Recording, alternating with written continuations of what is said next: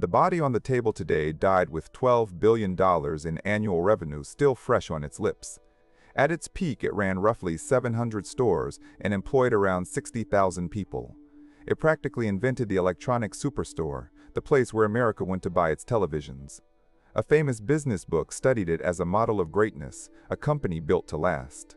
And then, in the spring of 2007, it did something no coroner ever forgets. It fired its 3,400 best salespeople on purpose. It called them too expensive. It replaced them with cheaper hands who knew less. This is the autopsy of Circuit City, the giant that looked at its own healthiest muscle and decided to cut it out.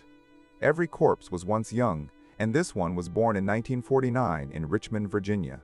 A man named Samuel Wurtzel opened a small store and called it Ward's. For the record, this Ward's had nothing to do with Montgomery Ward, a different animal entirely. It sold televisions and appliances in an America that was just learning to love the living room screen. The timing was almost unfair. Television was exploding, and Ward's was standing right underneath it with a bucket. Through the 1960s and 1970s, the company grew, bought up other stores, and learned the retail trade. In 1984, it took the name Circuit City and committed to a single, aggressive idea. The idea was the big box electronics superstore, a warehouse of glowing screens under one enormous roof. You walked in, and a salesperson on commission walked straight toward you. That salesperson was the whole business model. Knowledgeable, motivated, and paid to close the sale. They could explain the difference between two camcorders and send you home with the pricier one, happy. It worked. Circuit City became one of the two great names in American electronics retail. Revenue climbed into the billions. The store count marched towards 700 locations. At full size, the company employed around 60,000 people and pulled in roughly $12 billion a year. It even spun up a used car business called CarMax and a movie disc format called DIVX. Hold that second thought. In 2001, a business writer named Jim Collins published a book called Good to Great.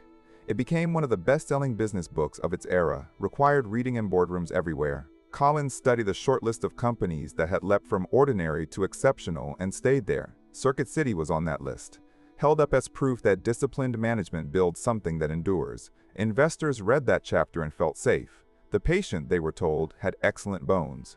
I want you to remember that feeling of safety. It is the most dangerous symptom in this entire file. The first sign of rot is easy to miss, because it looked like a smart cost decision. In 2003, Circuit City scrapped its commissioned sales force. The commissioned staff were its best paid and its best performing, and management decided they cost too much. Out went thousands of experienced sellers. In came an hourly model meant to trim the payroll. The logic sounded clean on a spreadsheet. Lower labor cost, higher margin, happier shareholders. But the spreadsheet did not measure the one thing those people actually sold, which was trust. A customer who trusts the person explaining the television spends more and returns less. Circuit City had just started quietly amputating the reason people chose its stores. Then came the decision that put this company on my table. In March of 2007, hunting for more savings, management ran the payroll and found a pattern it hated. The pattern was this: the most experienced store employees earned the most money. So the company drew a line. Anyone paid too far above the local going rate would be let go. Not for poor performance. Many of these people were the top performers on the floor. They were fired specifically because they had been good enough to earn a raise. About 3,400 of the highest paid, most skilled salespeople were dismissed in a single stroke. They were invited to reapply later, at lower pay, after a waiting period. Most did not come back. In their place, the company hired cheaper, greener staff who did not yet know the products or the customers. Management called it wage management. I call it removing the surgeon and handing the scalpel to the janitor. The savings showed up immediately in the numbers. That is what makes it seductive. The damage showed up a little later in a place the quarterly report does not have a column for. Customers walked in, asked a question, and met a blank look. Then they walked out. Many of them walked directly across the parking lot to a competitor who still employed people who knew things. Now, an honest coroner does not blame one cut for a body that was already sick. Circuit City fired its best people into a market that was turning against it from every direction. The first predator was Best Buy, its great rival, which was simply running the better store. Best Buy won the war on price, on selection, and on the feel of the place. While Circuit City thinned its floor staff, Best Buy kept enough people around to actually help you. The second predator was Walmart, dragging the price of everyday electronics toward the floor. The third predator did not have a parking lot at all. It was Amazon. Amazon offered a bigger shelf than any superstore, open at every hour, with no drive and no line.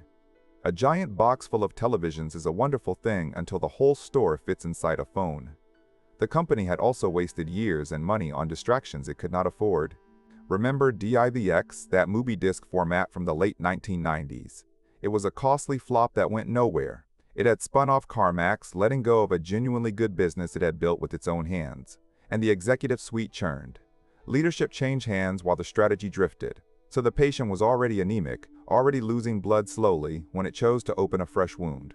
Then, in 2008, the economy did the one thing this company could not survive. The financial crisis hit, and the recession sank its teeth into exactly the wrong kind of spending. When money gets tight, a new flat-screen television is the first purchase a family postpones. Big-ticket electronic spending, the entire diet of a store like this, simply dried up. A healthy retailer might have absorbed the blow. Circuit City met the recession already bleeding, understaffed, and outcompeted. Its stores were now full of newer employees selling less, to fewer customers, at thinner margins. The famous model company from good to great was, by any honest reading, quietly dying on its feet. On November 10th of 2008, Circuit City filed for Chapter 11 bankruptcy protection. Chapter 11 is the emergency room. It buys a company time to reorganize and try to live. The plan was to close the weakest stores, restructure the debt, and find a buyer or new financing. But this was the winter of 2008, and there was no money and no rescuer to be found. No buyer wanted a wounded electronics chain in the worst retail season in living memory. Refinancing was impossible. The credit markets were frozen solid. In January of 2009, the emergency room gave up. Chapter 11 converted to Chapter 7. Chapter 7 is not a treatment. It is liquidation. It is the mortuary. The order went out to sell everything and close every door. By March of 2009, the last of the stores were emptied and shuttered. The famous red logo came down. The going out of business signs went up in its place. Around 34,000 people lost their jobs in the final collapse. A chain that had stood for 60 years was gone in a matter of months. The shelves were sold, the leases surrendered, the name reduced to a website that someone else would later buy. So let me sign the certificate, because the family always wants a single clean cause. The immediate cause of death was liquidation in the winter of 2009. The underlying conditions were Best Buy, Walmart, Amazon, and a recession that starved big-ticket spending. But the fatal decision, the wound that turned a hard fight into a rout, has a date and a number. In March of 2007, a $12 billion company fired 3,400 of its best people to save money. It confused its highest-paid employees with its most expensive problem and cut away the exact thing that made it worth visiting. The cruelest detail is the one on the book jacket. This was a certified model of greatness. Greatness, it turns out, is not a permanent condition. It is a subscription, and Circuit City stopped paying. A company can survive competition. A company can sometimes survive a recession. What no company survives is deciding that the people who serve its customers are a cost to be minimized. Cause of death, official finding. Death by self-inflicted wound, aggravated by recession and superior rivals. Manner of death, avoidable. The knife was held by its own hand. That is the Autopsy. Another great company that mistook its own heart for a line item and cut it out. I am your host at the Corporate Autopsy. Subscribe and stay cold with me for the next body on the table.